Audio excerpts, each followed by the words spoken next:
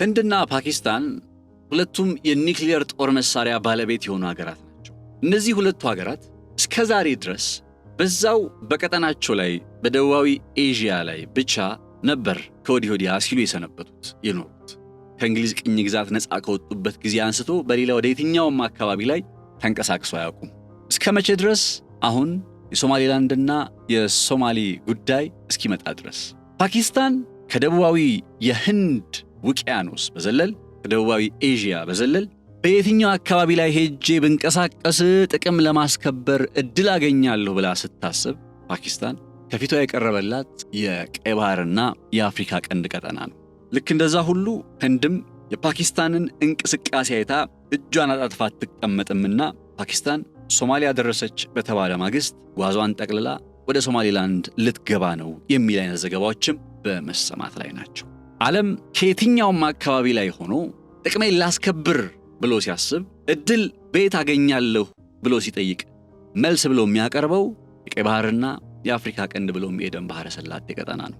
በዚህ ቀጠና ላይ ከየትኛውም የዓለም ክፍል እየመጣ ሁሉም ሀገር ጥቅሙን ለማስከበር እየተርመሰመሰ ፓኪስታን እንኳን ሶማሊያ ካልገባው እያለች ኢትዮጵያ እጇን አጣጥፋ የምትቀመጥበት እውነት ጊዜው ነው?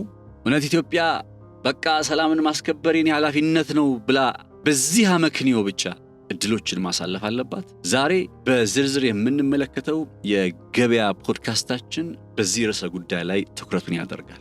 ሰላም ጤና ያስጥልን ክብራትና ክብራን የገበያ ፖድካስት ቤተሰቦች፣ ነጻነት ላቀው ነኝ። በገበያ ፖድካስት ቀደም ብዬ ነገርኳችሁ ርዕሰ ጉዳይን መነሻ አድርገን የዚህን ቀጠና አዲስ የኃይል አሰላለፍና የኃይል አሰላለፉ ኢትዮጵያን በምን መልኩ ሊያጠቃልልና ተጠቃሚ ሊያደርግ ይችላል የሚለውን ሐሳብ በዝርዝር እንመለከታለን። በቆይታችሁ ጠቃሚ የሆኑ መረጃዎችን እንደምታገኙ እርግጠኛ የሆንን ወደ ዕለቱ ጉዳይ አሻግራችኋለሁ። ነጻነት ላቀው አብሬያችሁ ቆይታ አደርጋለሁኝ። መልካም ቆይታ ይሆንላችሁ።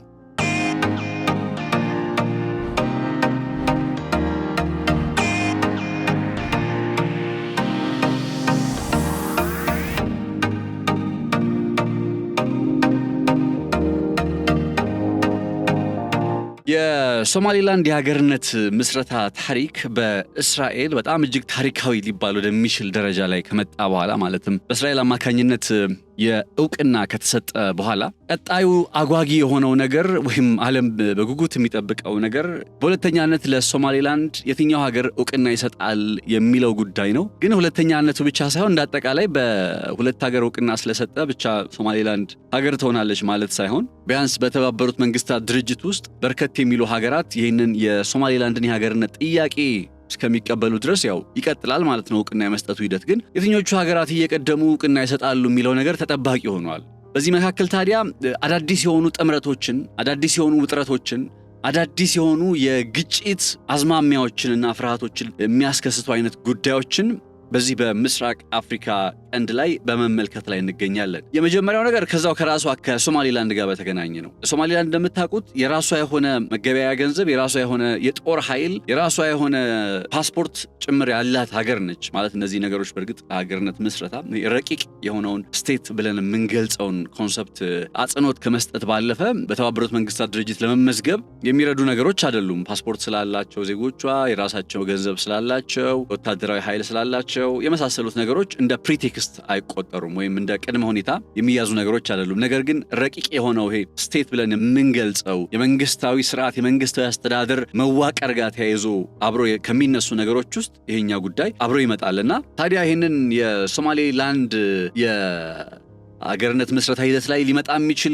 የትኛውንም አይነት ወታደራዊ ጫናና ጣልቃ ገብነት ለመከላከል ዝግጁ ነን ሲሉ እንግዲህ የሶማሌላንዱ ፕሬዝዳንት ተናግረዋል። ማንም ሊያጠቃን የሚሞክር ከሆነ በምላሹ እኛም ከበድ ያለ እርምጃ እንወስድበታለን ሲሉ የተናገሩት የሶማሌላንድ ፕሬዝዳንት በሀገራቸው በጣም ከፍተኛ ቁጥር ያላቸው የአዳዲስ ምልምል ወታደሮችን ባስመረቁበት ዕለት ነው። እንግዲህ በምስሉ ላይ እንደምትመለከቱት እነዚህ የሶማሌላንድ ወታደራዊ ኃይል አዲስ ያስመረቃቸው ወይም አዲስ ወደ ጦር የቀላቀላቸው የወታደራዊ ኃይሉ አባላት ናቸው። በዚህ ጊዜ ነው ታዲያ ፕሬዝዳንቱ ሊያጠቃን የሞከረ ሁሉ በየትኛውም አጋጣሚ የከፋ እርምጃና ጥቃት ይወሰድበታል በማለት ለጦርነት ጭምር ዝግጁ መሆናቸውን በመግለጽ ላይ የሚገኙት ይሄ የሶማሊላንድ የሀገርነት ምስረታ ታሪክ ላለፉት 34 ዓመታት ጭምር ሲጠበቅ የነበረ ነገር ነው። የሶማሊላንድ ሰዎች ሁሉ ስንፈልገው የነበረ ነገር ነው እያሉ ነው የሚገኙት የሶማሊላንድ ባለስልጣናት። ታዲያ ሌላው ከዚህ ጋር የሶማሊላንድ ወታደራዊ አማራጭንም በመጠቀም ጭምር የሀገርነት ጥያቄዋን መልስ ለመስጠት ጥረት እንደምታደርግ እየገለጸች ባለችበት በዚህ ሰዓት ላይ ከቀናት በፊት ታስታውሱ ከሆነ ሶማሊያ ዩናይትድ አረብ ኤምሬትስ በእስራኤልና በሶማሊላንድ መካከል የድርድር ሂደት እንዲጀመር በድብቅ የማከናወን ስራዎችን ስትረዳ ቆይታለች በሚል ምክንያት ወይም ሰበብ ዩናይትድ አረብ ኤምሬት ጋር ያላትን ግንኙነት ሙሉ በሙሉ ማቋረጧ ይታወቃል። ዩናይትድ አረብ ኤምሬትም ደግሞ ከመላው የሶማሊያ ግዛት ውስጥ እንደምትወጣ እየገለጸች ነው፣ እየወጣችም ነው የምትገኘው። ይህ የፌዴራል መንግስቱ ወይም የሶማሊያ ፕሬዝዳንት ሐሰን ሼክ መሐመድ አስተዳደር ዩናይትድ አረብ ኤምሬትን ከመላው ሶማሊያ ጠራርጎ የማስወጣት ውሳኔ ምናልባት ሶማሊላንድን አይመለከተኝም ብላለች። በርግጥ ሶማሊላንድ ይሄ እኔን የሚመለከት ጉዳይ አይደለም ብላለች።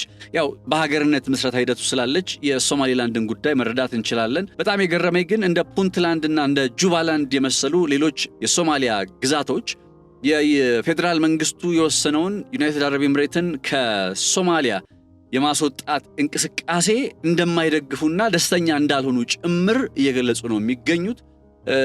ወደቦች አሉ በጁባላንድ ውስጥም ፑንትላንድ ውስጥም በሚገኙ ወደቦች ላይ ዩናይትድ አረብ ኤምሬትስ የተለያዩ ፕሮጀክቶች እንዳሏት ይታወቃልና እነዛም ፕሮጀክቶች እኛ መውጣት የለባቸውም የሚል አይነት ሐሳብ እያነሱ ምንም እንኳን እንደ ሶማሌላንድ በይፋ የሀገርነት ምስረታ አካሄድ ውስጥ ባይሆኑም ነገር ግን የፌዴራል መንግስቱ ዩናይትድ አረብ ኤምሬትን ከመላው ሶማሊያ እንድትወጣ ያደረገውን ውሳኔ የተቃወሙ ነው እነ ፑንትላንድ እነ ጁባላንድ።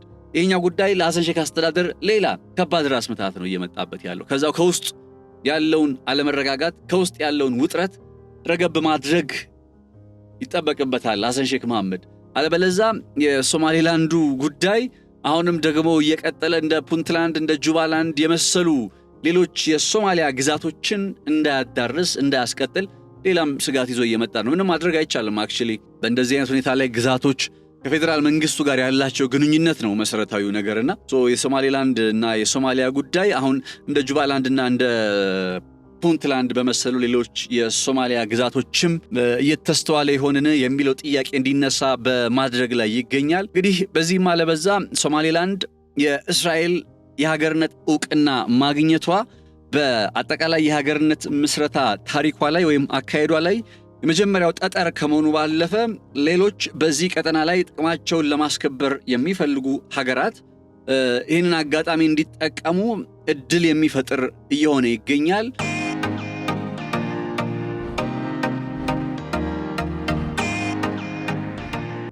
ይህን ተከትሎ በዚህ በምስራቅ አፍሪካ ቀንድ በሶማሊያ ምናልባትም እያሰጋ ሊቀጥል የሚችል ውጥረት የህንድና የቱርክ ውጥረት ሊሆን እንደሚችልም በመመላከት ላይ ይገኛል። እንደምታውቁት ከሆነ ቱርኮች በሶማሊያ የእርዳታ ፕሮጀክቶችን ይዘው ከገቡ በኋላ ባሉት ተከታታይ ዓመታት ውስጥ ከ2010 አውሮፓውያን አቆጣጠር ወዲህ በተለይ ደግሞ ማለት ነው ጠንከር ብለው አጋርነታቸውን እያሳዩ መጡና በዛው በሶማሊያ ውስጥ የጦር ሰፈራቸውን እስከ መገንባት ደርሰዋል። ቱርክ በዚህ ሰዓት ላይ ከዛው ከግዛቷ ውጪ በቱርክ ዙሪያ ካለ የቱርክ የባህር ኃይል ወይም ወታደራዊ ኃይል እንቅስቃሴ ውጪ በሌላ በየትኛውም የዓለማችን ክፍል ላይ የጦር ሰፈር የላትም እዚህ የሶማሊያ ውስጥ ከሚገኘው የጦር ሰፈሯ በቀር። ቱርኮች ይህንን በሶማሊያ ውስጥ የሚገኘውን የጦር ሰፈራቸውን ለምን ፈለጉት፣ እንዴት ፈለጉት በሚለው ጉዳይ ላይ ከዚህ ቀደም በርከት ያሉ ትንታኔዎችን ወደ እናንተ አድርሻለሁኝ። እንደው ጠቅላላ አድርገን ከገለጽነው ግን የቱርክ በቀይ ባህር ቀጠና ላይ በኦቶማን ኢምፓየር ጊዜ ምን አይነት ተጽዕኖ ፈጣሪ ምን አይነት ፈላጭ ቆራጭ እንደነበረች ይታወቃል። ያንን አይነት ስትራቴጂካዊ የሆነ የመሬት አቀማመጥ ላይ ተጽዕኖ ፈጣሪ መሆን ደግሞ በዚህ ዘመን በሌላ ቋንቋ በዛ ቀጠና ላይ ካሉ ሀገራት ጋር እኩል ትከሻ ለትከሻ እየተገፋፉ በዛ ቀጠና ላይ ካሉ ሀገራት ስል እንደነ አሜሪካ እንደነ ቻይና ሌሎችም የአውሮፓ ሀገራት ፈረንሳይ ምናምን ምንላቸው አሉ አይደለ? እዚህ ጅቡቲ ውስጥ የጦር ሰፈራቸውን የገነቡ የሚርመሰመሱት ሀገራት ከነዛ ሀገራት ጋር እኩል በዚህ ቀጠና ላይ የደህንነቷን ታስጠብቃለች፣ ጥቅሟን ታስከብራለች እንደማለት ነው ቱርኮች ወደዚህ ቀጠና የመምጣታቸው ጉዳይ። ያው ከጀርባ ደግሞ የ20 ቢሊዮን ሊትር ድፍድፍ ነዳጅ በሶማሊያ የኤደን ባህረ ሰላጤ ወደቦች ላይ ወይም አካባቢ ላይ ተገኝቷል። ይህንን የሶማሊያ ከ20 ቢሊዮን ሊትር በላይ ድፍድፍ ነዳጅ ደግሞ ቱርኮች እንደሚያወጡት ይጠበቃል። እነዚህ ኢኮኖሚያዊ፣ ፖለቲካዊና ዲፕሎማሲያዊ የሆኑ ምክንያቶች የረሲብ ጣይብ ኤርዶሃን አስተዳደር ወደ ሶማሊያ እንዲመጣ እድልን የሰጡ ጉዳዮች ናቸው ወይም መነሻ የሆኑ ጉዳዮች ናቸው። ታዲያ የረሲብ ጣይብ ኤርዶሃን አስተዳደር ወደ ሶማሊያ መምጣቱ እንዲህ ከላይ ሲታይ እንደ ሳውዲ አረቢያ የመሰለን አካል ሊያስጨንቅ ይችላል። ምክንያቱም ሳውዲና ቱርክ በቀጠናቸው ላይ ያላቸው ፉክክር የሚታወቅ ነውና። ነገር ግን የቱርክና የሳውዲ አረቢያ አንድ የጋራ የሚያደርጋቸው ነገር ለማግኘት ደግሞ ጥረት እያደረጉ ነው። ይሄ የጋራ የሚያደርጋቸው ነገር ፓኪስታንንም ያጠቃለለ ሆኖ ቱርክ፣ ሳውዲ አረቢያና ፓኪስታን በጋራ ሆነው እንደ ኔቶ አይነት ቅርጽ ያለው አንዱ ከተነካ ሌላው እንደተነካ ይቆጠራል በሚል መርሁ የሚታወቀው የሰሜን አትላንቲክ ጦር ቃል ኪዳን ድርጅት ኔቶን የሚመስል አይነት አደረጃጀትና ጥምረት በቱርክ በሳውዲ አረቢያና በፓኪስታን መካከል ሐሳቡ እየተጠነሰሰ ነው የሚል ዘገባን ከሰሞኑ አይቼ በጣም እየተገረምኩ ነው። ይሄ የቱርክ የሳውዲ አረቢያና የፓኪስታን ወታደራዊ ጥምረት አካል ለብሶ ነፍስ ዘርቶ የሚንቀሳቀስ ከሆነ ዋነኛ ዓላማው በዚህ በኤደን ባህረ ሰላጤና በቀይ ባህር ቀጠና ላይ እስራኤል የምትባለው ሀገር ልትደግን የምትችለውን ስጋት ማስቆምና መመከት እንደሆነም እየተመላከተ ነው። አስቡት፣ ፓኪስታን የኒክሌር ጦር መሳሪያ ካላቸው እስላማዊ ሀገራት መካከል ምናልባትም በብቸኝነት ልትጠቀስ የምትችል ነች። የኢራን በአንድ በኩል እንዳለው ነው። ፓኪስታን የተረጋገጠ የኒክሌር አረር እንዳላት የተባበሩት መንግስታት ድርጅት የዓለም አቀፉ የኒክሌር ኢነርጂ የአቶሚክ የኒክሌር ኢነርጂ ኤጀንሲ የሚባላል አይደለ? IAEA ኢንተርናሽናል አቶሚክ ኢነርጂ ኤጀንሲ የሚባለው ማለት ነው። በዚህ ድርጅት አማካኝነት የፓኪስታን የኒክሌር አረሮች ቁጥራቸው ጭምር ይታወቃል። እና ፓኪስታን ምንም እንኳን ጠንካራ ወታደራዊ አቅም፣ ጠንካራ ወታደራዊ የሆነ እንቅስቃሴ ወይም ጠንካራ ኢኮኖሚ አላት ባይባልም፣ ነገር ግን የኒክሌር ጦር መሳሪያ ባለቤት መሆኗ ብቻ እስላማዊ ከሆኑት ከቱርክና ከሳውዲ አረቢያ ጋር በጋራ ልክ የሰሜን አትላንቲክ ጦር ቃል ኪዳን ድርጅት ኔቶን የመሰለ አይነት ጥምረት ውስጥ የምትገባበትን እድል ፈጥሮላታል። እንደምታውቁት ቱርክ የኒክሌር ጦር መሳሪያ የላትም። እርግጥ ነው ቱርክ የሰሜን አትላንቲክ ጦር ቃል ኪዳን ድርጅት ኔቶ አባል በመሆኗ አሜሪካ ልክ ጀርመን ውስጥ የኒክሌር ጦር መሳሪያ እንደገጠመችው ወይ እንዳስቀመጠችው ሁሉ በተመሳሳይ ቱርክ ውስጥም አለ የአሜሪካ ወይም የኔቶ ኒክሌር። ያ የኔቶ ኒክሌር ግን የቱርክ እንዳልሆነ ይታወቃል። ስለዚህ ቱርክ የኒክሌር ጦር መሳሪያ የላትም። አሁን ጥምረት እየፈጠረች ያለው ግን ከማን ጋር ነው? የኒክሌር ጦር መሳሪያ አላት ከምትባለው ከፓኪስታን ጋር። ሳውዲ አረቢያ በዚህ ሂደት ውስጥ ሁለት ነገሮች ያሳስቧታል። አንደኛ፣ እስራኤል ወደ ሶማሊላንድ መታ በቀይ ባህር መግቢያ ላይ ለሶማሊላንድ የሀገርነት ዕውቅናን ሰጥታ ፍላጎቷን ማስከበር የምትቀጥል ከሆነ የሶማሊያ የግዛት አንድነት አደጋ ውስጥ ይገባል ብቻ ሳይሆን ይህንን አካሄድ እንደ ዩናይትድ አረብ ኤምሬት የመሰሉ ከእስራኤል ጋር ይፋዊ የሆነ ዲፕሎማሲያዊ ግንኙነት ያላቸው፣ እንደምታውቁት ሳውዲ አረቢያ ከእስራኤል ጋር ምንም አይነት ዲፕሎማሲያዊ ግንኙነት የላትም ወይም ለእስራኤል የሀገርነት ዕውቅና አልሰጠችም። በአንጻሩ ዩናይትድ አረብ ኤምሬት ደግሞ ለእስራኤል የሀገርነት ዕውቅና ሰጥታ ዲፕሎማሲያዊ ግንኙነት፣ የንግድ አጋርነት፣ ወታደራዊ አጋርነት የመሳሰሉትን በማድረግ ላይ ትገኛለች። ስለዚህ ዩናይትድ አረብ ኤምሬት ባይ ዲፎልት ከእስራኤል ጋር መሆኗ ስለማይቀር በሶማሊላንድ ይህንን የእስራኤልንና የዩናይትድ አረብ ኤምሬት በኤደን ባህረ ሰላጤና በቀይ ባህር ላይ የሚያከናውኑት ወይም ያከናውኑ የሚችሉትን ተጽዕኖ ሊያደርሱ የሚችሉትን ጫና ለመመከትና ለመቀነስ ሊፈጠር በሚችል አጋርነት ውስጥ ከነሱ በተቃራኒ ሆና ስትቆም በቱርክና በፓኪስታን ጥላ ስር እንድትቀመጥ በመገደድ ላይ ትገኛለች። ይሄ ሳውዲ አረቢያ፣ ቱርክና እንዲሁም ፓኪስታን የሚጠቃለሉበት ኔቶን ይመስላል ወይም ኔቶን የሚመስል አይነት ቅርጽ ያለው አጋርነትና ጥምረት መቼ እንዴት ወደ መሬት ላይ ወርዶ እንመለከተዋለን የሚለውን ነገር በጊዜ ወይም ጥቂት ጊዜ መጠበቅ ማየት የሚኖርብን ነገር ቢሆንም ነገር ግን ተገማች ካልሆነው የዚህ ቀጠና የአፍሪካ ቀንድ ቀጠና የጂኦፖለቲካ አሰላለፍ ወይም የጂኦፖለቲካ ለውጥ አንጻር ላይሆን አይችልም ወይም በአጭር ጊዜ ውስጥ አንመለከተውም የሚል ድምዳሜ ላይም ደግሞ መድረስ አንችልም። አሁን የዚህ ቀጠና ዋነኛ የጂኦፖለቲካ እንቅስቃሴ ውጥረት መክረርና መርገብ ከሶማሌላንድ የሀገርነት ጉዳይ ጋር ተያይዞ ሊነሳ የሚገባው ነው።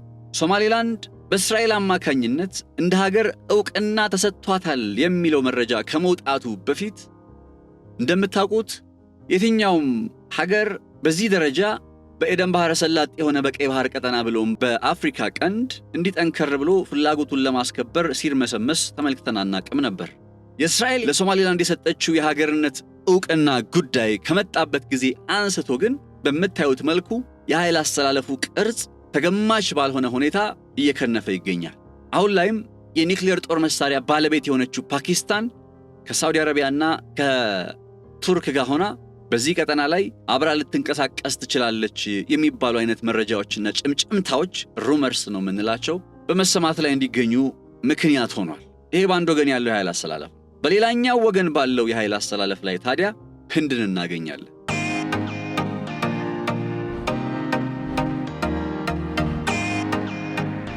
ይህ ጉዳይ በቀጥታም ይሁን በተዘዋዋሪ ህንድና ፓኪስታን ካላቸው የእርስ በርስ ውጥረት አንጻር አብሮ የሚቃኝና የሚተነተንም ጭምር ነው። ህንድና ፓኪስታን ከእንግሊዝ ቅኝ ግዛት ነፃ ከወጡበት ጊዜ በኋላ በበርካታ የሀገራቱ ጦርነት ውስጥ አሳልፈዋል። የካሽሚርን ግዛት ጉዳይ ታውቃላችሁ። የካሽሚር ግዛት የፓኪስታን ነው የህንድ ነው በሚለው ዛሬም ድረስ አለመግባባቶቹ አይለው ያው ካሽሚር የእስልምና እምነት ተከታይ የሆኑ ዜጎች የሚኖሩበት አካባቢ ነው።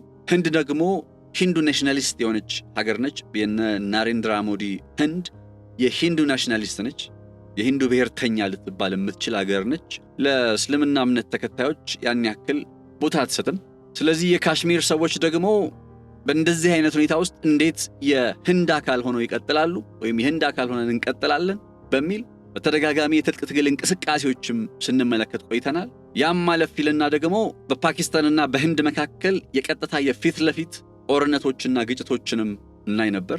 በቅርብ እንኳን የምናስታውሰው ጥቃት ወይም ጦርነት በህንድና በፓኪስታን መካከል ለጥቂት ቀናት ቀጥሎ እንደነበር አይዘነጋም። ሁለቱም ሀገራት የኒውክሌር ጦር መሳሪያ ባለቤት ናቸው።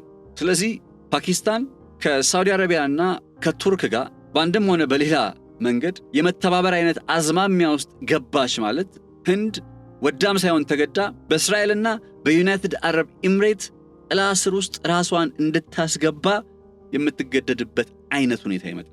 በአንደኛው ወገን ቱርክ፣ ሳውዲ አረቢያ፣ ፓኪስታን፣ በሌላኛው ወገን እስራኤል፣ ዩናይትድ አረብ ኤምሬት፣ ኢትዮጵያም አለች። በዚህ ጋር ያው የኢትዮጵያ ጉዳይ ማረጋገጫ እስከሚሰጥበት ድረስ መጠበቅ ካልሆነ በቀር የለችበትም ማለት አንችልም። ስለዚህ እስራኤል፣ ዩናይትድ አረብ ኤምሬት፣ ህንድ እንዲሁም ምናልባት ኢትዮጵያ በዚህኛው ወገን አሉ። ህንዶች በቀይ ባህር ቀጠና ላይ የቻይናን የሮድ ኤንድ ቤልት ኢኒሼቲቭ የሚገዳደር አይነት የመሰረተ ልማት ትልም ባሰቡበት ጊዜ ከሳውዲ አረቢያዎች ጋር በጋራ በመተባበር ነበር የመስራት ህልምና ጉጉት የነበራቸው። አሁን ግን የፓኪስታን ወደ ሳውዲ አረቢያና ወደ ቱርክ የማጋደል አዝማሚያ ቱርክም ሆነ ሳውዲ የኒውክሌር ጦር መሳሪያ ስለሌላቸው ይህንን አጋጣሚ ደግሞ ሊያገኙ የሚችሉት እስላማዊ ከሚሏት ከፓኪስታን ስለሆነ በዚሁ አግባብ የመተባበር አይነት ሁኔታ ውስጥ ሲገቡ ህንዶች ሌላው ቢቀር በቀይ ባህር ላይ በቃ ምንም ጉዳይ የላቸውም ቢባል የላቸውም አይደለም፣ በደንብ አላቸው። እንደው በቀይ ባህር ላይ ግን ምንም ጉዳይ የላቸውም ብንል እንኳን ፓኪስታን በቀጠናው ላይ የሆነ ነገር ማሳረፍ ተጽዕኖ መፍጠር ጀመረች ማለት በሌላ ቋንቋ የህንድ ሴኩሪቲ ዳይለማ ተደርጎ የደህንነት ስጋት ተደርጎ ስለሚቆጠር ህንዶች በአንድም ይሁን በሌላ ከፓኪስታን ተቃራኒ በሆነው ወገን ላይ ራሳቸውን እንዲያገኙ የተገደዱ እየሆኑ መጥተዋል። ይህን ተከትሎም ህንድ ምናልባት ለሶማሌላንድ ዕውቅና በመስጠት ረገድ ሁለተኛዋ ሀገር ልትሆን ትችላለች የሚሉ አይነት ዘገባዎች በርከት ብለው እንዲደመጡ ምክንያት በመሆን ላይ ይገኛል። ፓኪስታን በሶማሊያ ውስጥ የራሷ እንቅስቃሴም ጭምር እንዳላት ይነገራል። ማለት ወይም እንቅስቃሴዎችን የማድረግ ፍላጎት እንዳላት ከሳውዝ ኤዥያ ቀጠና በዘለል በጣም እኮ የሚገርማችሁ በዚህ ሰዓት ማለት ነው በዓለም ላይ ሁሉም ሀገር ካለበት ቀጠና በዘለል በሌላ በየትኛው ቀጠና ላይ ሄጄ ተጽዕኖ ልፍጠር፣ የትኛው አካባቢ ላይ እድል አለ፣ ኦፖርቹኒቲ አለ ብሎ ሲያስብ የሚመጣው እዚህ የኤደን ባህረ ሰላጤና ቀይ ባህር ነው። ጠቅላይ ሚኒስትር አብይ አህመድ ከሰሞኑ አንድ ይቀርቡ ለነበሩ መግለጫዎች ላይ በጣም መስማማበትን ሐሳብ አንስተዋል። ቀደም ብሎ አክቹሊ በዚህ በእኛ ፖድካስት ላይም በግልጽ እንለው የነበረ ጉዳይ አለ አይደለ? ኦፖርቹኒቲ ወይም እድል የሚባል ነገር እድሎች ሁሌ አይመጡ፣ አንድ ነው የሚመጡት። እነዛ እድሎችን መጠቀምና ለመጠቀም የየሀገራቱ ኃላፊነት። አሁን ምስራቅ አፍሪካ ላይ አፍሪካ ቀንድ ላይ ኤደን ባህረ ሰላጤና ቀይ ባህር አካባቢ ላይ እድል አለ፣ የማይካድ እድል። ይህንን አለ ተብሎ የሚታሰብን እድል ለመጠቀም ፓኪስታን እንኳን የኒውክሌር ጦር መሳሪያ ባለቤት ከመኖሯ በቀር እኮ ፓኪስታን እኮ ማለት በጣም ጠንካራ ሀገር እኮ አይደለች። በቃ የኒውክሌር ጦር መሳሪያ ስላላት ብቻ ነው ፓኪስታን ጠንካራ ከተባለች ጠንካራ ልትባል የምትችል።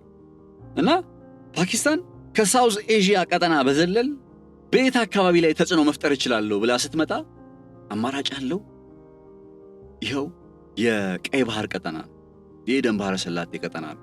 እና ፓኪስታን በዚህ አካሄድ ወደ ሶማሊያ መታ አንዳንዴም ወታደሮችን የማሰልጠን ስራዎችን፣ የኢንቴሊጀንስ ኮኦርዲኔሽን ዩኒት የሚባለው እነዚህ ከደህንነት ጋር የተገናኙ ስራዎችን ፈጣን ምላሽ መስጠት እንዴት ይቻላል በሚለው ጉዳይ ላይ ከሶማሊያ መንግስት ጋር ተባብራ የምትሰራበት አይነት አጋጣሚዎች አሉ።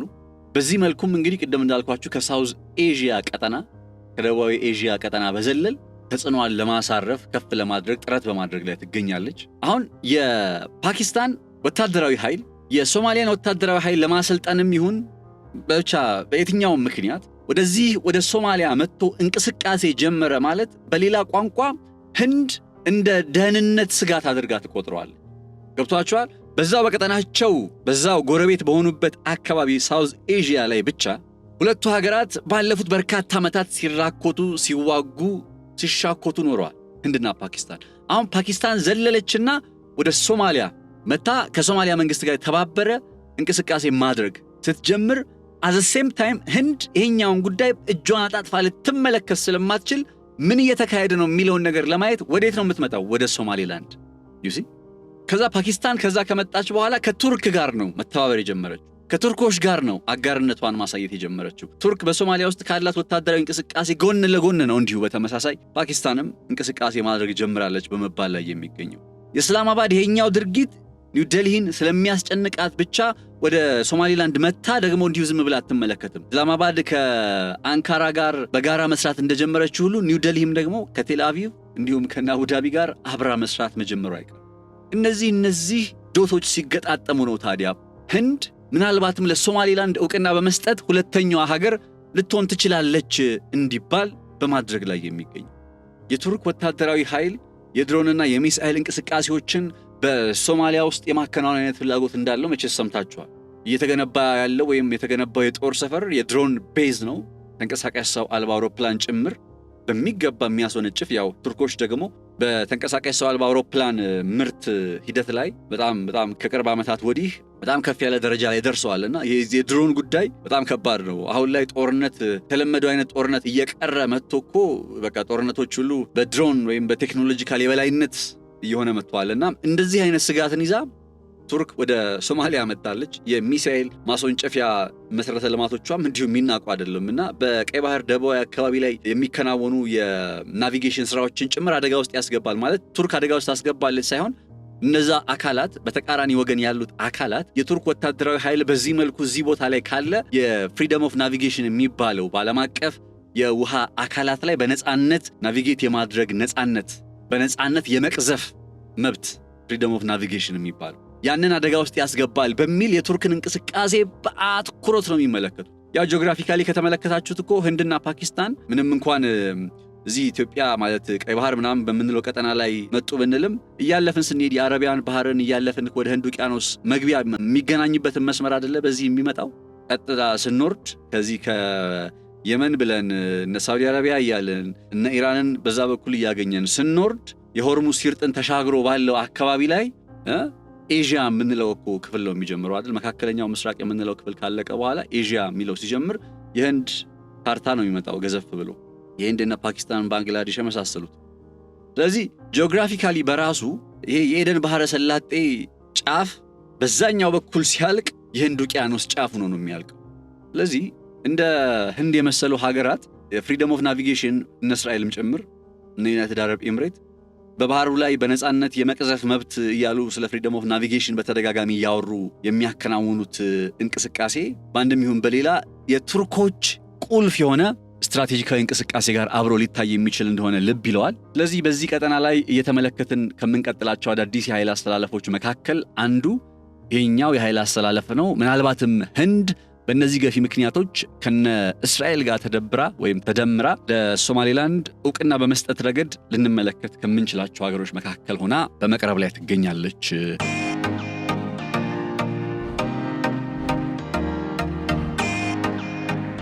ጠቅላላ ብሎ ተገለጸም አሁን ሶማሌላንድ ምን ያክል ስትራቴጂካዊ እየሆነች እንደመጣች አስቡት። ምን ያክል ቁልፍ እየሆነች እንደመጣች እስራኤል እውቅና ሰጥታለች በይፋ። ዩናይትድ አረብ ኤምሬት ቀጥተኛ ባልሆነ መልኩ እውቅና ሰጥታለች ከመላው ሶማሊያ። ጓዝሽን ጠቅልለሽ ውጪ ስትባል አዎ ከሁሉም ወጣለሁ ብላ ነገር ግን ከሶማሌላንድ እንደማትወጣ አረጋግጣለች። ይህም ቀጥተኛ ያልሆነ እውቅና እንደመስጠት ይቆጠራል በሚል ሰፋ ያለ ትንታኔ ከዚህ ቀደም ሰርቼላችኋለሁ። መለስ ብላችሁ ማየት ትችላላችሁ። ከእስራኤልና ከዩናይትድ አረብ ኤምሬት በተጨማሪ ህንድን አሁን በዚህኛው ጎራ ውስጥ እያገኘናት ወይም በዚህኛው መስመር ውስጥ የተሰየመች ስለመሆኑና ምናልባት እውቅና በመስጠት ረገድም እንዲሁ የእስራኤልን ፈለግ ሊከተሉ ይችላሉ ከሚባሉት ውስጥ አንዷ የሆነች መታለች። ኢትዮጵያም ደግሞ ስትራቴጂካሊ አውቶኖመስ ሆና ለመውጣት በምታደርገው ጥረት እነ ፓኪስታን፣ እነ ህንድ፣ እነ ዩናይትድ አረብ ኤምሬት፣ እነ ሳዑዲ፣ እነ ቱርክ፣ እነ እስራኤል እድል አለ ብለው ጥቅማቸውን ሊያስከብሩ በሚሞክሩ ባለበት በዚህ ቀጠና ላይ ኢትዮጵያም ኦፖርቹኒቲ እድል መጠቀም አለባትና ያንን እድል ትጠቀማለች ብዬ አስባለሁ። ያ እድል ወደ የትኛው ያጋድላል የሚለውን ነገር ያው በእርግጠኝነት መናገር አይቻልም። ዲቴል የዲፕሎማሲ ስራዎች፣ ዲቴል የድርድር፣ የምክክር፣ የውይይት፣ የጥናትና ምርምር ስራዎችን የሚሰሩ አካላት በዚህ ጉዳይ ላይ ይኖራሉ ብዬ ስለማሰብ እነዛ ሰዎች የሚነግሩንን እንሰማለን። ዝንባሌውን ካየነው ግን ተንደንሲው ወዴት ነው፣ ኢትዮጵያ ነገር ወዴት ያጋደለ ነው የሚለውን ነገር ከተመለከትን በተለይ ባለፈው ሶማሊያ ዩናይትድ አረብ ኤምሬትን ከመላው ሶማሊያ ትውጣ ማለቷን ተከትሎ የኢትዮጵያ የብሔራዊ ደህንነት በላይ ጠባቂ አምባሳደር ሬድዋን ሁሴን ወደ ሶማሊያ ቅንተው ውይይት አድርገው መመለሳቸው አይዘነጋም። በውይይታቸው የአንካራ የሰላም ስምምነት ጉዳይ፣ የአንካራ ዲክላሬሽን ጉዳይ ተነስቷል ይባላል። ነገር ግን በይፋ የተረገለ ወይም የተቀመጠ ነገር የለም። እንዲያውም ሶማሊያ ሙሉ በሙሉ የወደብ ስምምነቶችን ሁሉ ካንስል አድርጌያለሁኝ እያለች ነው የምትገኘው። ይህ የወደብ ስምምነቶችን የማቋረጥ አካሄድ ከኢትዮጵያ ጋር ያለ ጥቅምንም ጭምር የሚያጠቃልል ነው ወይ የሚለው ነገር ዛሬም በጥያቄ ውስጥ እንዳለ ነው። ከዚህ ሁኔታ ወይም ነባራዊ ሁኔታ መነሻ አድርገን ዝንባሌውን በተወሰነ ከተመለከትን ኢትዮጵያ ምናልባት ወደዚህ ወደ ሶማሌላንዱ ወገን እያጋደለች የመጣች የምትመስል ሀገር ሆናለች። ጠቅላይ ሚኒስትር አብይ አህመድም ያው በግልጽ ተናግረዋል። እድሎችን መጠቀም አለብን የሚለው ጉዳይ በደንብ እድሎችን መጠቀም አለብን። እንዲያውም ቃል በቃል ብያቸው የነበረውን ሀሳብ እሳቸው ሲናገሩ ሰምቻለሁኝ። ኢትዮጵያ ሁለቱን አካላት ባላንስ ለማድረግ ወይም ለማመጣጠን ስትሞክር በነበረበት ጊዜ ምን አገኘች? ኢትዮጵያ ሁለቱንም ወገን የሰሜኑንም፣ የደቡብንም፣ የምስራቁንም፣ የምዕራቡንም የሚባሉት ወገኖች አሉ አይደል? ይሄ መሀል ላይ ኢትዮጵያ ኃላፊነት አለባት እንደዚህ በሚል ኢትዮጵያ መሀል ላይ ሆና ለአንደኛው ወገን አትወግንም ምናምን የሚባል አይነት የውጭ ግንኙነት ዲፕሎማሲያዊ አካሄድ አለ። ኦፍኮርስ ባለፉት ዓመታት መጥተንበታል። ነገር ግን በዚህ አካሄድ ምን ጥቅም አገኘን? ወደብ አጣን እንጂ ምን ጥቅም አገኘን? የታላቁ የኢትዮጵያ ህዳሴ ግድብን ሳንገነባ ረዥም ዓመታት ቆየን እንጂ ምን ጥቅም አገኘን ሲባል ምንም መልሶ ነው የሚመጣ ነገር የለም። ስለዚህ ባላንስ ማድረግ የሚባለው ወይም ከአንድ ወገን ያለመወገን መሀል ላይ የመቆም ጉዳይ የሚባለው ነገር አት ኤንድ ኦፍ ዘ ዴይ ጥቅም ካላመጣለን ጥቅም ልናገኝ ወደምንችልበት የውጭ ግንኙነት ፖሊሲ መሄድ ደግሞ ስህተት አይሆንም እና ይህንን ሀሳብ እያነሱትም ነበር ጠቅላይ ሚኒስትሩ ብዬ ነበር ለማለት ሳይሆን ያነሳውላችሁ። ግን የኢትዮጵያን ዝንባሌ አብሮ ሲነሳ ወይም ሲገለጽ ወደዚህኛው አይነት ዝንባሌ ውስጥ እየመጣ እንደሆነ ወይም ወደ ሶማሌላንድ እያጋደለ እንደሆነ ከሚጠቁሙ ሁኔታዎች መካከል አንዱ ይሄኛው የጠቅላይ ሚኒስትሩ አስተያየት ይመስለኛል። አማራጮችን እድሎችን መጠቀም አለብን የሚለው ነገርና እድል አለ ከተባለ አሁን እድል ካለባቸው የዚህ የአፍሪካ ቀንድ ሀገራት መካከል ሶማሌላንድ በጣም የመጀመሪያዋና ቀዳሚዋ ስለሆነች ይህንን እድል እናሳልፈዋለን ብዬ አላምንም። እኔ አክቹሊ ከድሮም ጀምሮ ገና ኢትዮጵያ ለሶማሌላንድ እውቅና ለመስጠት ኤምኦዩ ተፈራረመች ከተባለበት ጊዜ ጀምሮ ይሄው ዛሬም ነገም ነው የምላችሁ ትክክለኛ ውሳኔ ነው በሚለው አቋሜ እንደጸናው ነው። ማለት በዚህ ጉዳይ በጣም ናሽናሊስት ነኝ፣ በጣም ኢትዮጵያዊ ብሔርተኛ ነኝ። በዚህ ጉዳይ በኢትዮጵያ የባህር በርና ብሔራዊ ጥቅም ጉዳይ ላይ አልሰማም የትኛውንም አካል። ኢትዮጵያ እየተቸገረች በድህነት ውስጥ እየማቀቀች አይዘር ሶማሌላንድ ኦር ሶማሊያ ኦር ግብጽ ኦር ሰምባዲ ወይም ሌላ አካል እንዲመቸው ኤክስፔክት አላደርግምና ወይም አልጠብቅም። በጣም በጣም በጣም ናሽናሊስት ነኝ በዚህ ጉዳይና ስለዚህ ኢትዮጵያ ማካሄድና ዝንባሌ ወደዚህኛው መስመር ውስጥ እየመጣ ነው የሚያስብል አይነት ሁኔታዎችንም እየተመለከትን እንገኛለን። ለማንኛውም አዲሱ የኃይል አስተላለፍና ቅርጽ በዚህ ቀጠና ላይ አሁናዊው ቅርጽ በአንደኛው ወገን ቱርክ፣ ሳውዲ አረቢያ፣ ፓኪስታን፣ በሌላኛው ወገን እስራኤል፣ ዩኤኢ እና ህንድን ጭምር አጠቃሎ ምናልባትም ኢትዮጵያም ያው እርግጠኛ ሆኜ እንዲህ ብሎ መናገር ስለማልችል ነው ምናልባት የሚለው ነገር ያው ፐርሃፕስ ኢትዮጵያ በሚለው እናያዘውና እነሱም ጭምር ኢትዮጵያም ጭምር ከነሱ ጋር ሆና ልናይ እንችላለን። የሆነ የኃይል አስተላለፍ ቅርጽ እየመጣ በግልጽ እየተመለከትን እንገኛለንና ይሄኛው ነገር ለኢትዮጵያ ምን ይዞ ይመጣል፣ ምን ያስከትላል የመሳሰሉት ጉዳዮችን ደግሞ በቀጣይ ፕሮግራማችን የምንመለከታቸው ይሆናል።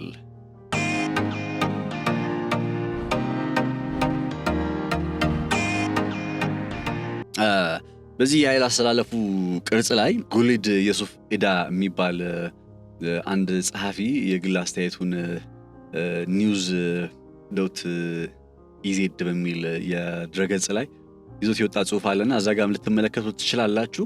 እነዚህ ጉዳዮች ግን በዋናነት የቀጠናውን አዲስ የኃይል አስተላለፍ መምጣት ተከትሎ ኢትዮጵያ እንዴት ጥቅሟን ልታስከብር ትችላለች የሚለውን ነገር በተወሰነ ከተመለከት ነው። አሁን ይሄኛ ጉዳይ እየሰፋ ሲሄድ ማለት ለምሳሌ በአንድ ወገን እነ ሳውዲ፣ እነ ቱርክ፣ እነ ፓኪስታን የተጠቃለሉ የመጡበት አካሄድ ወደፊት እየጠነከረ የሚሄድ ከሆነ ግብፅን የማጠቃለል ዝንባሌ ሊኖረው ይችላል። አሁን ዶናልድ ትራምፕ ግብፅን ከዚህ ከሳውዲ፣ ከቱርክ እና ከፓኪስታን ወይም የሶማሊላንድ የሀገርነት እውቅና ጉዳይን ጥያቄ ምልክት ውስጥ ከሚያስገቡ ሀገራት ተርታ ውስጥ ነጥሎ ለማስወጣት ይሆን ወይ የታላቁ የኢትዮጵያ ህዳሴ ግድብን እንደ ድርድር፣ እንደ መደራደሪያ፣ እንደ መጫወቻ ካርድ አድርገው ያመጡት የሚል አይነት ሐሳብም ጭምር ሳስብ ነበረ። ኪው ፕሮኮ የሚባል ነገር አለ አይደለ? በዚህ በዲፕሎማሲው ቋንቋ ለሆነ ነገር የሆነ ነገር ሰጥቶ የሆነ ነገር መቀበል የሚባለው ሐሳብ ኪድ ፕሮኮ የሚባለው ነገር የታላቁ የኢትዮጵያ ህዳሴ ግድብን ሁለት ነገሮች አሉ። አንደኛው የጋዛ ጉዳይ ነው። ያው በነገራችሁ ላይ ደብዳቤው ላይ ዶናልድ ትራምፕ የጻፉት ደብዳቤው ላይ መጀመሪያ ላይ ግብጾች ለጋዛ ያደረጋችሁትን እንደዚህ ምናምን ብሎ በሐማስና በእስራኤል መካከል እንዲፈጠር ለተፈለገው የሰላም ሂደት ውስጥ የነበራችሁ ድርድርን እናደንቃለን የመሳሰሉት አይነት ሐሳቦችን ማስፈራቸው ዝም ብሎ ያለ ምክንያት የሆነ ነገር አይደለም። ማለት በቀጥታ የታላቁ የኢትዮጵያ ህዳሴ ግድብን ነገር ትላንትም ብያቸዋለሁኝ አይደለ? በቶሽካ ፕሮጀክት ግብጾች በፍልስጤም 42 ኪሎ ሜትር ርቀት ላይ ምን የመገንባት እቅድ እንዳላቸው ይህ ከ1980ዎቹ ጀምሮ የነበረ ሐሳብ ነው። ባይዘው በቶሽካ ፕሮጀክት የሚባለው ከ1980ዎቹ ወይም ከዛ በፊት ሊሆን ይችላል። ኤግዛክትሊ ዓመተ ምህረቱን ባላቅም ግን የቆየ እንደሆነ በጣም እርግጠኛ ነኝ። እና የታላቁ የኢትዮጵያ ህዳሴ ግድብን ጉዳይ አንድም ከጋዛ ጋር በተገናኘ ሁለትም ደግሞ ግብጽ አሁን በዚህ በቀይ ባህር ቀጠና ላይ ከነሳውዲ ጋር ሆና ለምታደርገው አካሄዷ ግብጽን መልሶ ከዛ አይነት አካሄድ ውስጥ ለማውጣት ይሆን ወይ ወይም የእስራኤልን እንቅስቃሴ እንዳትቃወም ለማድረግ ይሆን ወይ ግብጽ ከእስራኤል ጎን እንድትሰለፍ ለማድረግ ይሆን ወይ? ይሄኛው ጉዳይ በጣም መሰረታዊ ነው። ስለዚህ በግልጽ በትላንትናው ዕለት እንዳየነው በደብዳቤው ላይ እንዳየነው አሜሪካ ከግብጽ ጋር የሆነ ለግብጽ ያጋደለ ወይም የወገን አይነት አካሄድ ይዛ መጣለች። ምናልባት ዓላማው የጋዛ ጉዳይ ወይም ከእስራኤል ጋር የተገናኘ ሊሆን ይችላል። እስራኤል ደግሞ በዚህ ቀጠና ላይ ኢትዮጵያ ሊጠቅም የሚችል አይነት ነገር ይዛ መጣለች። በተዘዋዋሪ አሜሪካና እስራኤል ኢትዮጵያንም ግብጽንም ፍላጎታቸው በተጠበቀ መልኩ እንዲሄድላቸው የሚያደርጉት አይነት ጥረት አንድ አካል ይሆን ወይ? ኢትዮጵያ በሶማሌላንድ በኩል የቀይ ባህር ተደራሽነት ማግኘት የምትችልበት መንገድ በእስራኤል ድጋፍ ቢሰጠውና እስራኤልም ለዚህኛው ትግበራ ቁርጠኛ መሆኗን ብትገልጽ ለምሳሌ የኃይል አስተላለፉ በየዕለቱ ወይም በየጊዜው የየራሱ የሆኑ አንድምታዎችን የየራሱ የሆነ ቅርጹን እየያዘ መጥቷል እምላችሁ ለዚህ ነው። ኢትዮጵያ በዚህ መካከል ጥቅሟ እንዴት ልታስከብር ትችላለች ሲባል የመጀመሪያው ጉዳይ መሰረታዊ ጉዳይ የኛ ብሔራዊ ጥቅም ምንድነው፣ ያ ብሔራዊ ጥቅማችንን እንዴት ማሳካት እንችላለን የሚለውን ነገር አይቶ ካለው እድል ተጠቃሚ መሆን ነው። ተጠቃሚ ለመሆን እድል ወዴቱ ያጋድላል ነው። ለምሳሌ ሶማሌላንድ ከዚህ በኋላ የሀገርነት ጉዳዩ ወይም እንደ ሀገር የመመስረት ጉዳይ ተመልሶ ሊወድቅ የሚችል ነገር ይመስላችኋል? በፍጹም አይመስለኝም። ሶማሌላንድ ሀገር ሆና ነው የምትቀጥለው። አይደለም እስራኤል መታወቅና ሰጣት ቀርቶ ገና ኢትዮጵያ እውቅና ሳሰጣት በፊት ራሱ ወይም እውቅና ለመስጠት ጥረት ሳታደርግ በራሱ የነበረው ትሬንድ እሱ ነው የሚያሳየው።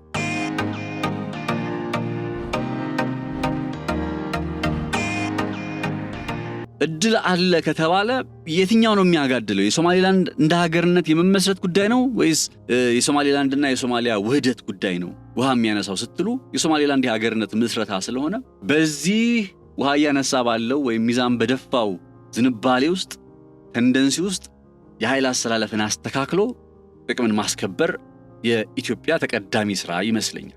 የታላቁ የኢትዮጵያ ህዳሴ ግድብን በተመለከተ በትላንትናው ዕለት ዝርዝር የሆነውን መረጃ አቅርቤላችኋለሁ። ግብጾች የውሃ ክፍፍል ጉዳይ ሲያነሱ ውሃውን እንካፈል ሲሉ ወይም የአባይ ወንዝ አሁን እኛ እንደምንለው የእናንተ ብቻ አይደለም እያሉ ነው የሚገኙት እነ ትራምፕ። ኢቭን ያንን ጥያቄዎች መልስ ለመስጠት እነዛን ጥያቄዎች መልስ ለመስጠት ከእስራኤል ጋር መተባበር እንደምታውቁት እስራኤል በመጪዎቹ 10 ዓመታት ውስጥ ኔታንያሁ ምንም በአሜሪካ ላይ ጥገኛ ያልሆነ ወታደራዊ ኃይል የመገንባት ሐሳብ ያላት ሀገር ነች። ጀምረውታል። በቃ በእርግጠኝነት እናደርገዋለን ብለዋል። አሁን እንድትረዱ የምፈልገው እስራኤልን እዚህ ጋር ስናወራ እንደ አንድ በዓለም ላይ ተጽዕኖ ፈጣሪ እንደሆነች ሀገር ነው። እስራኤል እንዲህ አይነት ታሪክ አላት፣ እንዲህ ያደረገች ነው፣ እንዲነች የሚሉት ጉዳዮችን ጠፍቶኝ የሳላቃቸው ቀርቻ አይደለም። አዘንደው ሰዴ ግን እንደዚህ አይነት በዓለም አቀፍ ግንኙነትና ፖለቲካ ውስጥ ኢሞሽኖቻችን ወይም የግል አስተያየቶቻችን ምንም ዋጋ የላቸውም። ነባራዊ ሁኔታው መሬት ላይ ያለው ነገር ነው ማተር የሚያደርገው። ከዛ አንጻር እስራኤል በዚህ ቀጠና ላይ አቅዳ የመጣችው ዘለቄታዊ ጥቅም ስላለ ከዚህ የእስራኤል ዘለቄታዊ ጥቅም ጋር መተባበር መቻል ለኢትዮጵያ ይጠቅማታል ብዬ አስባለሁ። አሁን ይህንን በሚደረግበት ሰዓት ላይ እነ ዩናይትድ አረብ ኤምሬት ሊያመጡ የሚችለውን አደጋ ለመቀነስም ጭምር አሁን ዩናይትድ አረብ ኤምሬት የሆነ ሰዓት ላይ ማዕከላዊ መንግስትን እየደገፉ ይቆዩና ልክ ከዛ ማዕከላዊ መንግስት ጋር ሲቀያየሙ ወረድ ብለው የግዛቶችን ደግሞ በራሳቸው መደገፍ ይጀምራሉ። በግልጽ ሶማሊያ ውስጥ፣ ሱዳን ውስጥ፣ ሊቢያ ውስጥ፣ የመን ውስጥ እንደተመለከትናቸው ኢትዮጵያ ውስጥም እንደዚህ አይነት ዝንባሌ ውስጥ እንዳይገቡ የኢትዮጵያን የግዛት አንድነት ከሚያከብር እስራኤል ያው በኢትዮጵያ ጉዳይ ላይ በኢትዮጵያ የግዛት አንድነት ጉዳይ ላይ አትደራደርምና እነዚህ አካላት ጋር በጋራ መሆን መቻል ከእስራኤል ጋር በጋራ መሆን መቻል አንድ እና አሜሪካ ጭምር አሁን ከግብጽ ጋር ሆኖ ሊያመጡ የሚችለውን ጫና ባይዘዌ ግብጾች በዚህ ሰዓት ላይ በጣም በቃ ልባቸው ከቆሰለባቸው ሀገራት መካከል አንዷ ግብጽ ነች። እንዲያውም በጠላትነት ተፈራርጀው ያውቃሉ ሁላ ከዚህ ከጋዛ ጉዳይ ጋር በተገናኘ። አሁን ግብጽ የታላቁ የኢትዮጵያ ህዳሴ ግድብን በተመለከተ የሆነ ጥቅም ታገኛለች ስትባል በዛ በኩል የጋዛን ጉዳይ ለምሳሌ የጋዛ ሰዎችን በሲናይ በረሃ እንዲሰፍሩ ማድረግ ይሄንን ወደ መስማማት ውስጥ መታ ነው ወይንስ እንዴት ነው ሲባል ስቲል ብዙ ርቀቶች እንደሚቀሩ ግብጾች ምንም እንኳን አሁን ከአሜሪካ ጋር የተስማሙ አይነት ነገር ቢመስልም ገና ግን የማይስማሙባቸው ቢካዝ ዝም ብሎ አሁን ዶናልድ ትራምፕ ከመሬት ተነስቶ ለግብጽ በታላቁ የኢትዮጵያ ህዳሴ ግድብ ላይ ጥቅማችሁን ላስከብርላችሁ አይነት ሐሳብ እንዴት ያመጣላቸዋል? አያመጣላቸውም። ኢኒሺዬሽኑን ድጋሚ መጀመር እፈልጋለሁ ነው ያለው። ግብጾች በእርግጥ በአዎንታዊ መልኩ ተቀብለውታል። ኢትዮጵያ ባይዘው ይሄኛውን ሐሳብ በቶሎ ሙሉ በሙሉ ውድቅ ማድረግ አለባት። ዛሬ ነገ ምናምን መጠበቅ አያስፈልግም። በቶሎ በግልጽ ይሄ የቅኝ ግዛት ጉዳይ ነው ተብሎ ከቅኝ ግዛት ጋር ተያይዞ ነገሩን ከዛ ናሬቲቭን ራሱ ከዛ ናሬቲቭ ጋር አድርጎ በቶሎ ውድቅ መደረግ አለበት የሚል አቋም አለኝ እኔ። አንyway ግን ምንም እንኳን ግብጾች በዚህ ጉዳይ ላይ ደስተኛ ነን ቢሉም ይዞ የሚመጣ በርካታ ነገር አለ። የጋዛን ሰዎች ጉዳይ በሲናይ በረሃ ያሰፍራሉ። እንደዛ ከሆነ ለምን ባለፈው አላደረጉትም? ይሲ ካደረጉትስ ደግሞ አሁን ግብጽ ማለት ማን እንደሆነች አያችሁ አይደለ? አሁን ከአሜሪካ ጋር የጋዛ ሰዎችን በሲናይ በረሃ ስለማስፈር የምትስማማ ከሆነ የቶሽካ ፕሮጀክት ስላቸው የነበረው ማለት ነው። በዚህ ጉዳይ ላይ የምትስማማ ከሆነ ባለፈው ጊዜያት ከአረብ ሊግ አባል ሀገራት ጋር በጋራ በመሆን እምቢታን በመረጠችበት ጊዜ ለምንድን ነው ያን እምቢታን የመረጠችው? ዛት ሚንስ ስትጠብቅ የነበረው እንዲህ አይነት የታላቁ የኢትዮጵያ ህዳሴ ግድብን በተመለከተ ሊመጣ በሚችል የዲፕሎማሲያዊ የድርድር ሂደት ውስጥ እንደ መጫወቻ ካርድ አድርጋ ልታቀርበው የምትችለው አይነት ገብቷል። አዘ ኤክስፔንስ ኦፍ የጋዛ ሰዎች ተጠነቀቁላቸው፣ ጮኩላቸው፣ ምናምን ድምፅ አሰማሁላቸው የምትላቸው የፍልስጤም የጋዛ ሰዎችን አዘ ኤክስፔንስ ኦፍ ዘም ነው አሁን ስለዚህ እንዴት ጥቅማቸውን ለማስከበር ጥረት እንደሚያደርጉ አያችሁ አይደል? ከራስ በላይ ንፋስ የሚባለው በቃ ይሄ ነው። በፖለቲካ ላይ ከግብጽ በላይ የፍልስጤም ሰዎች ሊሆኑ አይችሉም። ልክ እንደዛው አይነት መረዳት ኢትዮጵያ ውስጥ መምጣት አለበት ነው የምላችሁ። በቃ ከኢትዮጵያ በላይ ማንም ጥቅሙ እንዲከበርለት የምናስበው የምንሞክርለት አካልና ወገን የለም። እና ታላቅ የኢትዮጵያ ህዳሴ ግድብን በተመለከተ ግን ስቲል ክሊር ያልሆኑ ነገሮች አሉ። ዶናልድ ትራምፕ ያቀረቡትን ሐሳብ ግብጾች ምን ያክል ተቀብለውታል ወይም እንዴት ያስተገብሩታል የመሳሰሉት ነገሮች በርካታ የሚቀሩ የቤት ስራዎች ስላሉ፣ ከዛ በተመሳሳይ በእስራኤልና በግብጽ መካከልም ጭምር ውጥረቶች ስላሉ፣ በተለይ ባለፉት ከኦክቶበር 2023 ወዲህ ባሉት ጊዜያት በግብጽና በእስራኤል መካከል በጣም ከፍተኛ ውጥረት ስላለ ይህንን እንደ አጋጣሚ በመጠቀም ኢትዮጵያ በዚህ ቀጠና ላይ ጥቅሟን ልታስከብር እድሉን ልትጠቀም በምታደርገው ጥረት ላይ እንደ እስራኤል የመሰሉ ሀገራት እድል ይዘው መጥተዋል። ስለዚህ ይሄኛው ነገር ታሳቢ መደረግ አለበት። ስለዚህ የኃይል አሰላለፍ ቅድም ብዬ ባልኳችሁ ላይ በአንደኛው ወገን እስራኤል አለች ብለናል። ዩናይትድ አረብ ኤምሬት፣ ህንድ፣ ስለ ህንድና ፓኪስታን በደንብ ነግሬያቸዋለሁ። ደን ኢትዮጵያም ብለን መግለጽ አለብን፣ ወይም እንደዛ አግባብ ውስጥ መምጣት አለብን። አሜሪካ ምንም እንኳን ከእስራኤል ጋር ተጎረባበጡ ብንል እንኳን የሚቀጥል ነገር አይደለም። አሜሪካና እስራኤል ማለት የአንድ ሳንቲም ሁለት ገጽታ ማለት ናቸው። ከእስራኤል አካሄድ ጋር ተስማማን ማለት በሌላ ቋንቋ ከነ አሜሪካ ፍላጎት ጋር ተስማማን እንደማለት ተደርጎ ስለሚቆጠር ትላንትና ምን ስላችሁ ነበር? እነ አሜሪካ እኛን የሚፈልጉበት ምክንያት፣ ኢትዮጵያን የሚፈልጉበትን ምክንያት ልንሰጣቸው ይገባል። ወደ ግብጽ ያጋደለ አካሄዳቸውን ወደኛ እንዲመልሱ ከፈለገን ስላችሁ አልነበረ? አንደኛው ይሄኛው መንገድ ይመስለኛል። በመላው የአፍሪካ ቀንድ ቀጠና ላይ ካሉ ችግሮች ውስጥ እድልን ለመጠቀም መሞከር አቢብነት ነው። ባይዘው ዲፕሎማሲያዊ ለቨሬጆችን መለየትና እነዛን ዲፕሎማሲያዊ እድሎች ወደ ተግባር ለማምጣት መሞከር በጣም አማራጭ የኢትዮጵያ የወደፊት መንገድ እንደሆነ አስባለሁኝ። ለማንኛውም በዛሬው ዕለት የቀይ ባህር በተለይ የአፍሪካ ቀንድ ላይ አዲስ እየተፈጠረ ያለ የኃይል አስተላለፍን መነሻ አድርገን በተለይ ከህንድና ፓኪስታን ብሎም ግብጽና ኢትዮጵያ ጋር አያይዘን የተለያዩ ሐሳቦችን በተለይ ከኃይል አስተላለፉ ሂደት ጋር በተገናኘ የተለያዩ ሐሳቦችን ልንቃኝ የሞከርንበት ጥንቅራችን ይህን ይመስል ነበር። አብራችሁን ስለነበራችሁ ልባዊ ምስጋናችን በያላችሁበት ይድረስ። መልካም ጊዜ፣ መልካም ቆይታ ይሆንላችሁ። ነጻነት ላቀው በገበያ ፖድካስት አብሬያችሁ ቆይታ አድርጌያለሁኝ። በቀጣይ በሌላ ርዕሰ ጉዳይ እንዲሁ እስከምንገናኝ ድረስ መልካም ጊዜ